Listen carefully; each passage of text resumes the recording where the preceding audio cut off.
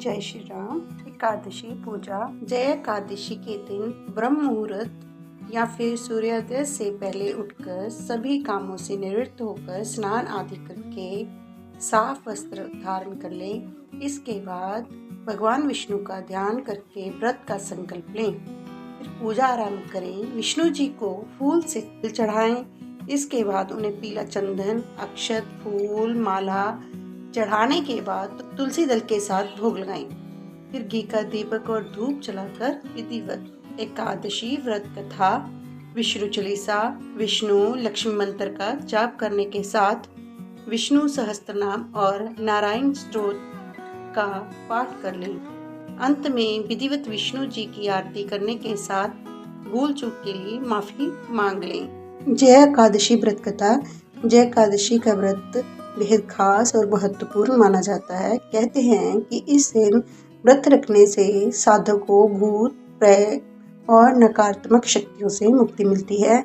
इस व्रत को लेकर ऐसा कहा जाता है कि जब एक बार धर्मराज युधिष्ठिर ने श्री कृष्ण जी से पूछा कि ये माघ मास की एकादशी का क्या महत्व है, तो इसके उत्तर में श्री कृष्ण जी ने कहा कि इसे जय एकादशी कहते हैं और इस दिन सच्चे भाव से उपवास रखने से व्यक्ति को भूत पिशाच की योनि का भय नहीं रह जाता है। जय एकादशी के बारे में कहते हुए भगवान श्री कृष्ण जी ने कहा कि एक बार की बात है जब नंदन वन में उत्सव चल रहा था। इस उत्सव में सभी देवतागण और सिद्ध संत उपस्थित थे। माना जाता है कि यहाँ चल रहे कार्यक्रम में गंधर्व गायन कर रहे थे और गंधर्व कन्याएं नृत्य कर रही थी। इस समय नृत्यांगना पुष्पवती सभा में गायन कर रहे माल्यवान नाम के गंधर्व पर मोहित हो गई।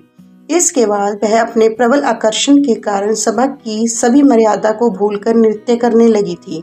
वह इस तरह से नृत्य कर रही थी कि माल्यवान भी उसकी ओर आकर्षित हो जाए।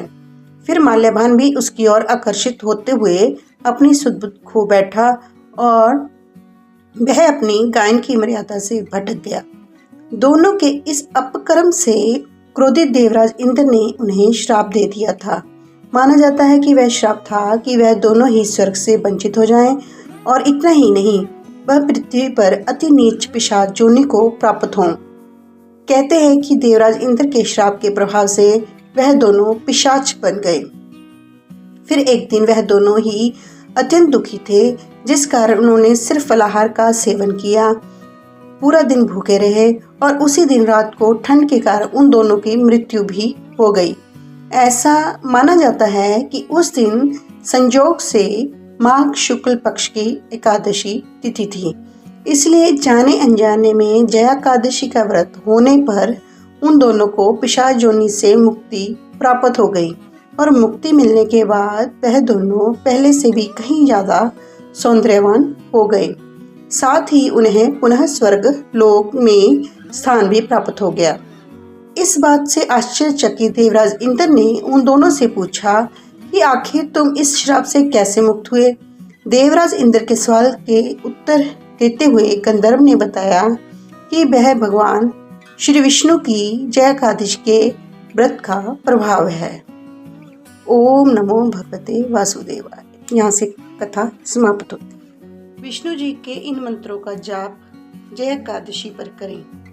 ओम नमो भगवते वासुदेवाय। श्री दूसरा है श्री कृष्ण गोविंद हरे मुरारे, हे नाथ नारायण वासुदेवाय। तीसरा ओम हूं विष्णवे नमः। चौथा ओम विष्णवे नमः। पांचवा ओम नारायण विद्महे वसुदेवाय धीमहि तन्नो विष्णु प्रचोदयात्। छठा ओम नमो नारायण श्रीमन नारायण नारायण हरे हरे।